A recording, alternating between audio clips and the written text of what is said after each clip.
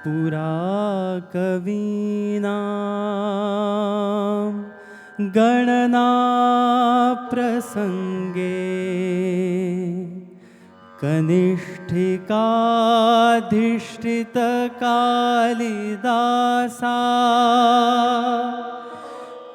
अद्यापि तत्तुल्य कवेर भावात् अनामिका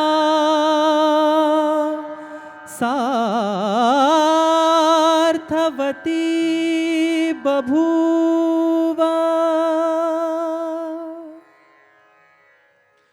नमस्कार रसिक हो.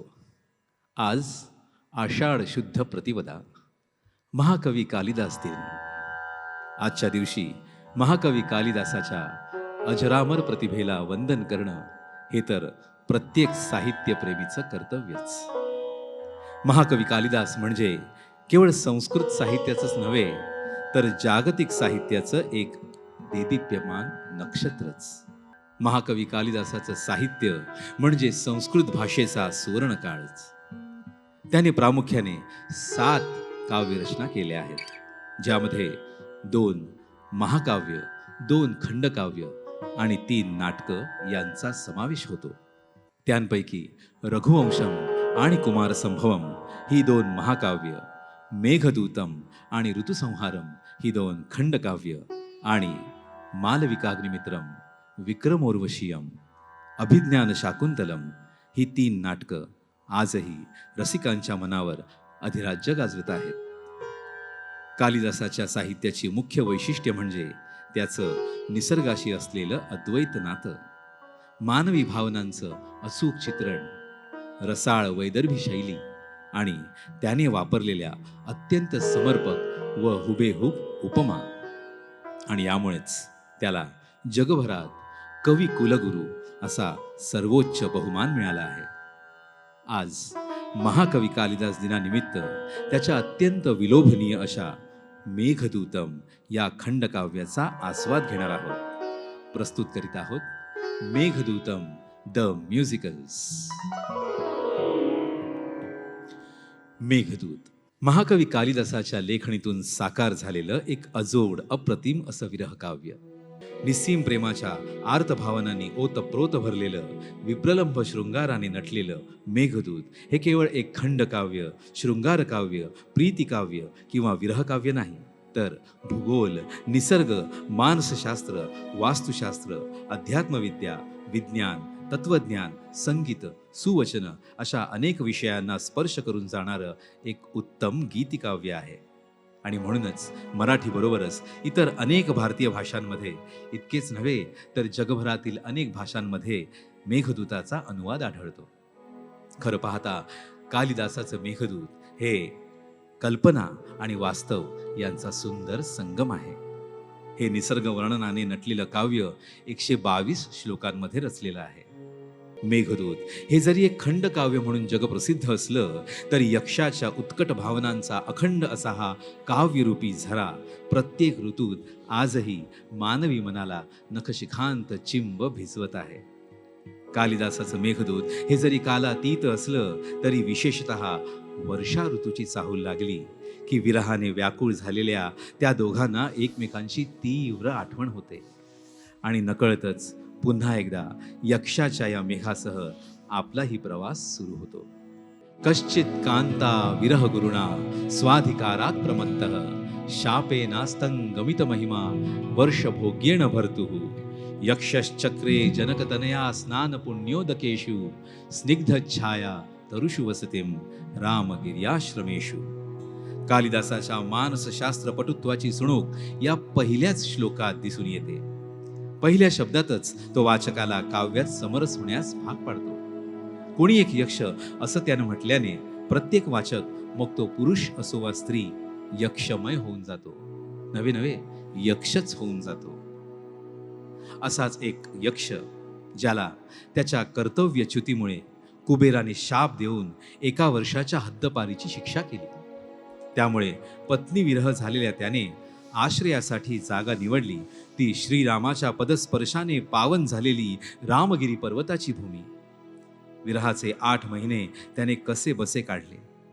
त्यानंतर आषाढस्य प्रथम दिवसे म्हणजेच आषाढ महिन्याच्या पहिल्या दिवशी यक्षाने रामगिरीच्या शिखराला आलिंगन देणाऱ्या मेघाला पाहिलं. तेव्हा यक्षाच्या मनात एक कल्पना लगेचच चमकून गेली. ज्याप्रमाणे सीतेचा शोध घेण्यासाठी श्रीरामाने हनुमंतास दक्षिणेकडे असलेल्या कुबेर नगरीस म्हणजेच लंकेस पाठवलं, त्याचप्रमाणे मी देखील या उत्तरेकडे प्रयाण करत असलेल्या मेघास दूत म्हणून उत्तरेकडील कुबेर नगरीस म्हणजेच अलकापुरीस पाठवू शकतो. म्हणूनच तो मेघाला विविध प्रकारे विनंती करतो. हा विनंती भाव गीताद्वारे सादर करण्यासाठी प्रस्तुत करीत आहोत मेघदूतम द म्युझिकल्स मधील प्रथम काव्यपुष्प. रामगिरीवर विरही शापित यक्ष थांबला एक, दिसे तयाला कड्यास भिडतो कृष्ण सावळा मेघ. फुले कुड्याची उधळूनी बोले तूच दूत रे खास, आषाढाच्या पहिल्या दिवशी यक्ष वदे मेघास. आषाढाच्या पहिल्या दिवशी यक्ष वदे मेघास. मेघराज तू कामरूप तू, जलद दूत रे थोर. तुझ्या दर्शने प्रेमी जनांच्या मनी नाचतो मोर. कांता माझी असेल तिकडे, करीत बसली घोर.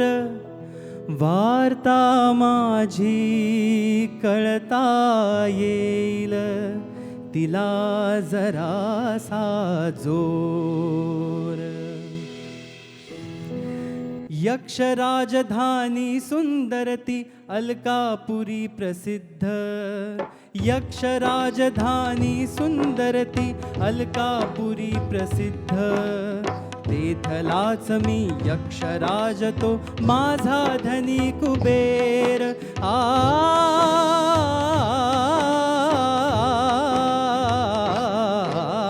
कुबेर कोपे कुबेर कोपे, वर्षभराच्या शापे थेच बद्ध. असेल अलके मध्ये कांता मम विरहाने दग्ध. असेल अलके मध्ये कांता मम विरहाने दग्ध. मम विरहाने दग्ध. मम विरहाने दग्ध. एकमेकांवर अतोनात प्रेम करणारे काही कारणांमुळे एकमेकांपासून जर दूर झाले आणि संपर्काचं काहीच माध्यम नसेल तर काय अवस्था होईल. यक्षाची अगदी तशीच अवस्था झाली. इथे तुम्हाला प्रश्न पडला असेल की यक्षाने मेघाला दूत कसं काय केलं. मेघ हा तर धूम, ज्योती, सलिल आणि मरुत यांनी बनलेला असतो. निर्जीव असतो आणि संदेशवाहक ते तर सजीव असतात. याचं उत्तर देताना कालिदास म्हणतो, कामार्ता ही प्रकृतिकृपणाश्चेतनाश्चेतनेषु. अर्थात विरहाने व्याकुळ झालेल्या प्रेमीजनांना सचेतन आणि अचेतन या गोष्टींमधला फरक समजत नाही. किती समर्पक रीतीने कालिदासाने यक्षाची मनोभावना वाचकांपुढे मांडली आहे, नाही का. तर आता सादर होत आहे मेघदूतम द म्युझिकल्स मधील द्वितीय काव्यपुष्प. जरा वाकडी बाट करूनी अवंती देशा जावे. स्वर्गाच्या तुकड्या सजणू त्या उज्जयिनी पहावे. होती अभिसारिका उल्हसित गंधित शिप्रावाते. सौधावरच्या केशधूपाने तूही ऊर्जित भावे.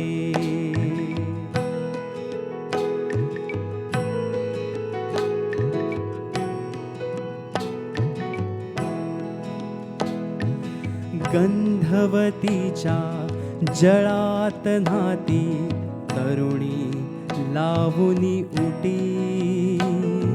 घेऊनी परिमळ पवन वाहतो चंडीश्वर मंदिरी. वाजव संध्यार्चनी चौघडा चवऱ्या ढाळती गणिका. थकल्या परितव तुषार मिळता प्रेमे बघतील तुला.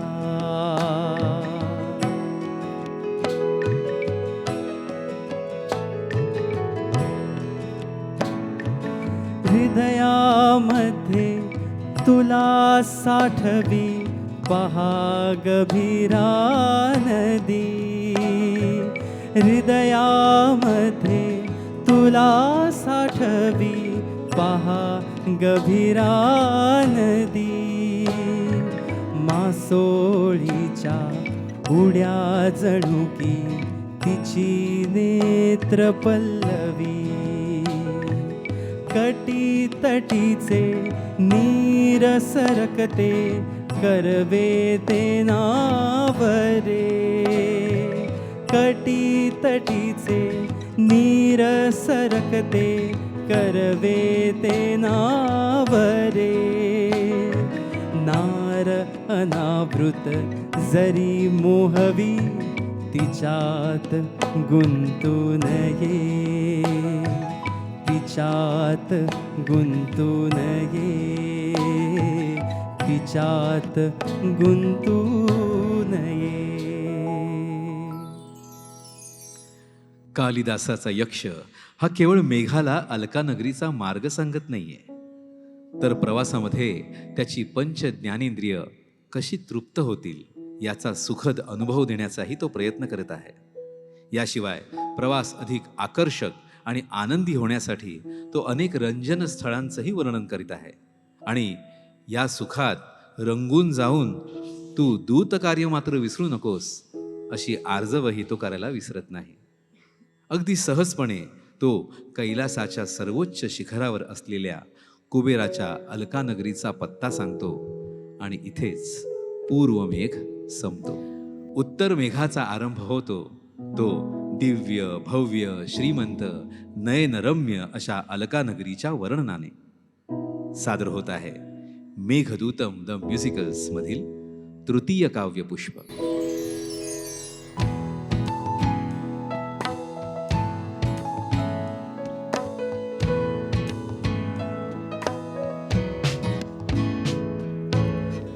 क्रौंचगिरीच्या खिंडारातून तिरके होऊन जावे. क्रौंचगिरीच्या खिंडारातून तिरके होऊन जावे. पुढे पाहता कैलासासी मस्तकही नमवावे. घनीभूत होनी उमेच्या पाऊलास झेलावे.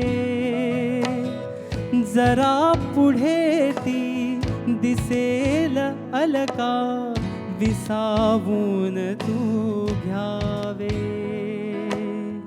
विसावून तू घ्यावे. अलकापुरीचे वर्णन करताना यक्ष म्हणतो कसा,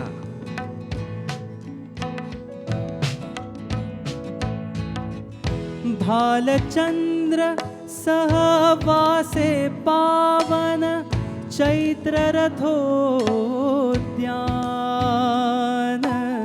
तया बिलगुनी चमके अलका शुभ्र चांदण्यात कुबेर कीर्ती किन्नर गाती चैत्ररथोद्याने पहा विलासी लोक अप्सरांसवे रंगलेले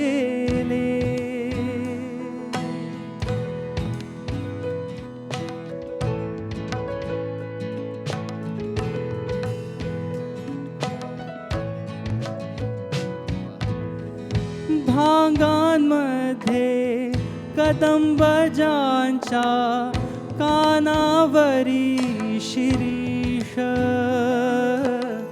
कोरांटी खोवली कुंतली कुंदकळ्यांचे चाप लोघ्रपरागी मुखले पाने मुखे जाहली गौर हाती कमले विलासिनींच्या पाहशील अलकेत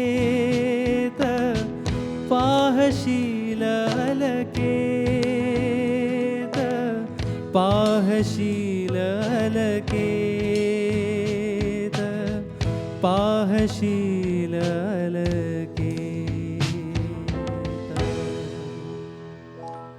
अशा या भव्य अलका नगरीत यक्षाचं घर नेमकं कुठे आहे हे मेघाला अगदी सहज ओळखता यावं यासाठी यक्षाने घराजवळची आजूबाजूची सगळी ठिकाणं अगदी व्यवस्थित आणि अत्यंत बारकाईने सांगितली आहेत.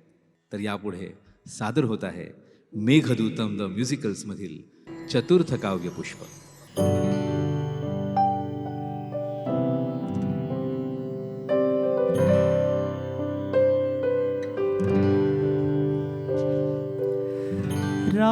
राजगृहाच्या उत्तरेकडे दिसेल माझे घर राजगृहाच्या उत्तरेकडे दिसेल माझे घर प्राकारावर कमान सुंदर इंद्रधनुषासम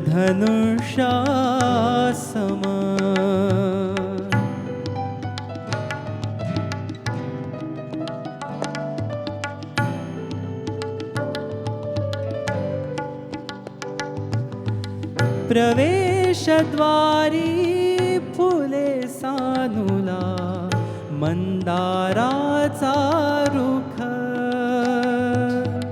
स्फटिक पट्टिका मोरासाठी स्फटिक पट्टिका मोरासाठी सुवर्ण कांबीवर मम वामेच्या वामपदाचे अशोकास डोहळे मदिर चूळही बकुळ इच्छितो पहा अंगणी पुढे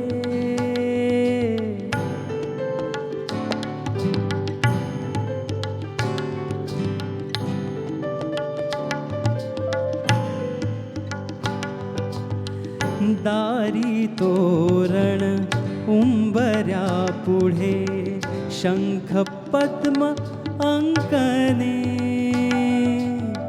सख्या समज तू उभा ठाकला माझ्या सदना पुढे माझ्या सदना पुढे माझ्या सदना पुढे. या घरामध्ये माझी प्रिय कांता असेल. माझ्या नयनांचे प्राणांचे विश्राम स्थान आहे ती. तनु सावळी कुरंगनयना सुंदर दंतावली, लाल चुटुकते ओठ जणू की पिकलेली तोंडली, उरोज भारे जरा वाकते चाल गजासारखी, परंतु आता रोड जाहली असेल माझी सखी. अशा या चिंताग्रस्त आणि विरह वेदनेने व्याकुळ झालेल्या विरहोत्कंठित नायिकेचं वर्णन करणारं पंचम पुष्प आता सादर होत आहे.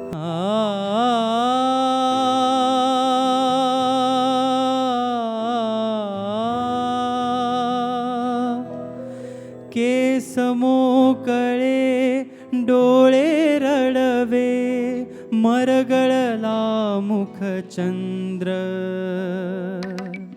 केस मोकळे डोळे रडवे, मरगळला मुखचंद्र. हातावर ठेवून हनुवटी बसली असेल खिन्न.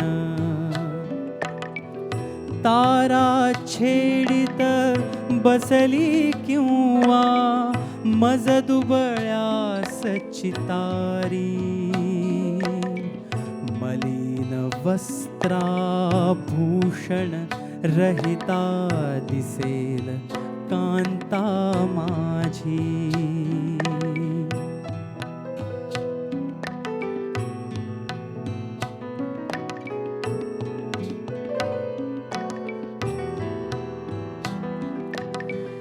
दिवस तिचा घर कामामध्ये जात असेल कसाही. परंतु रात्री आठवणीनी झोप नसेल तिलाही. थकुनी याती जरी झोपली, पाहिलं मजला स्वप्नी.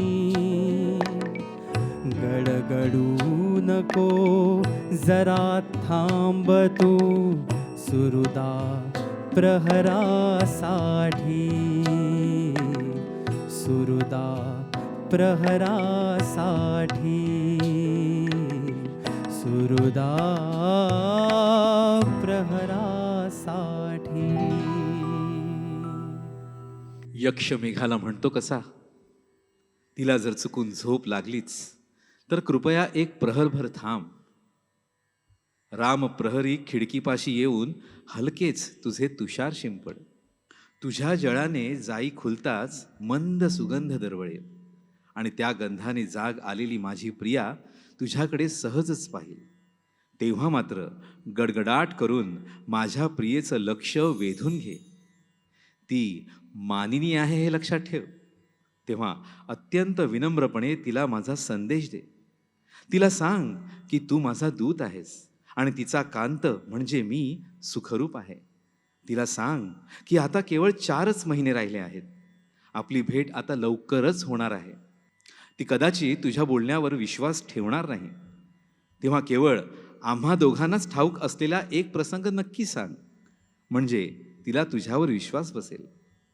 मला माहीत आहे की ती माझ्या या संदेशाने सुखावेल, निश्चिंत होईल. तिला निरोप देऊन मग तिची खुशाली मला कळवण्यासाठी सत्वर माझ्याकडे वेगाने ये. हाच भाव व्यक्त करणारं अंतिम पुष्प आता सादर होत आहे. आणि याबरोबरच मेघदूतम द म्युझिकल्स या संगीतमय कार्यक्रमाचीही सांगता होत आहे. सर्व रसिकांना कवी कुलगुरू महाकवी कालिदास दिनाच्या मनःपूर्वक शुभेच्छा. तर ऐकूया यक्षाने आपल्या कांतेसाठी दूत मेघाला दिलेला अंतिम संदेश. मेघदूत मी तुझ्या पतीचा, निरोप त्याचा ऐकून घे. मेघदूत मी तुझ्या पतीचा, निरोप त्याचा ऐकून घे. कुशल असे तो तुझे कुशलही, ऐकण्यास आतुर आहे.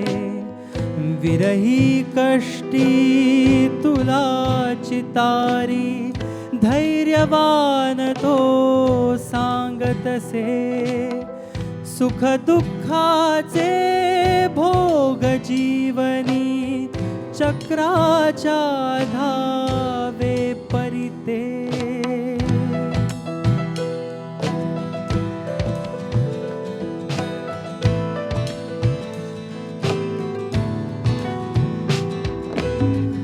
वाट पाहणे केवळ आता 4 महिने धीर धरी, पुनवेला या कार्तिकातल्या पाहशील तू मला घरी.